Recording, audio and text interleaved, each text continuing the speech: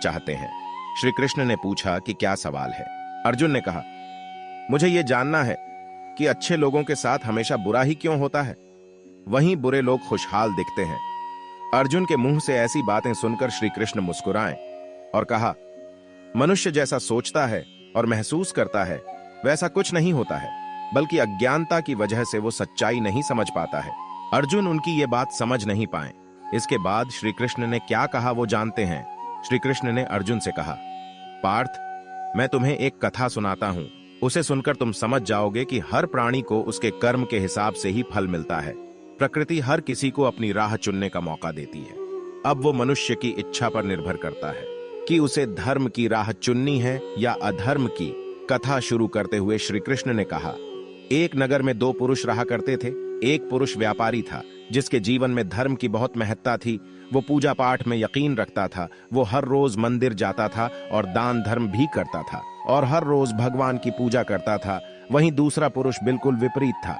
वो हर रोज मंदिर तो जाता था लेकिन पूजा करने नहीं, बल्कि मंदिर के बाहर से जूते चप्पल चुराने। उसे दान और धर्म से कोई लेना देना नहीं था। समय बीतता गया और एक दिन बहुत जोर की बारिश हो रही थी। इस वजह से मंदिर में पुजारी के अलावा कोई नहीं था। ये बात जब दूसरे पुरुष को पता चली तो उसने कहा कि ये सही मौका है मंदिर का धन चुराने का। पंडित से नजर बचाकर उसने मंदिर का सारा धन चुरा लिया। उसी समय धर्म कर्म में विश्वास रखने वाला व्यक्ति भी मंदिर पहुंचा। दुर्भाग्य से मंदिर के पुजारी ने उसे ही चोर समझ लिया और चिल्लाने लगे। वहां लोग एकत्र हो गए और उसे बहुत मारा। किसी तरह वो बचते बचाते वहां से निकला तो दुर्भाग्य ने उसका साथ वहां भी नहीं छोड़ा। मंदिर के बाहर वो एक गाड़ी से टकरा गया और घायल हो गया। फिर वो व्यापारी लंगड़ाते हुए घर जाने लगा तो रास्ते में उसकी मुलाकात उस पुरुष से हुई जिसने मंदिर से धन चुराया था। उसने कहा, आज तो मेरी किस्मत चमक गई, एक साथ इतना सारा धन मिल गया। ये सब देखकर उसे बहुत बुरा लगा और उसने अपने घर से भगवान की सारी तस्वीरें निकाल दी। कुछ सालों बाद दोनों पुरुषों की मृत्यु हो गई। मरने के बाद जब दोनों यमराज की सभा में पहुंचे और भले पुरुष ने दूसरे व्यक्ति को देखा तो उसे बहुत गुस्सा आया।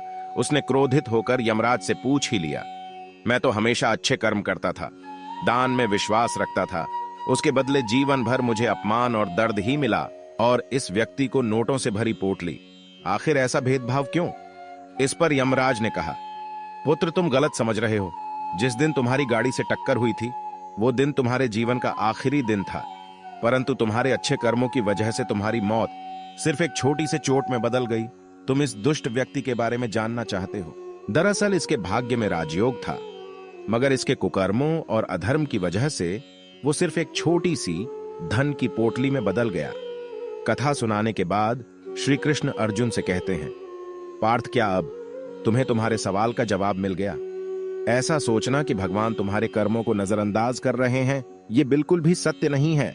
भगवान हमें कब क्या किस रूप में दे रहा है मनुष्य को समझ में नहीं आता है, मगर आप अच्छे कर्म करते रहें तो भगवान की कृपा हमेशा बनी रहती है। इसलिए अपने अच्छे कर्मों को बदलना नहीं चाहिए, क्योंकि उसका फल हमें इसी जीवन में मिलता है। इसलिए मनुष्य का फर्ज है कि वो हमेशा अच्छे कर्म करते रहें, क्योंकि श्री कृष्ण ने गीता में भी बताया है कि किसी के द्वारा किया गया कर्म बेकार नहीं जाता है, चाहे वो अच्छा हो या बुरा।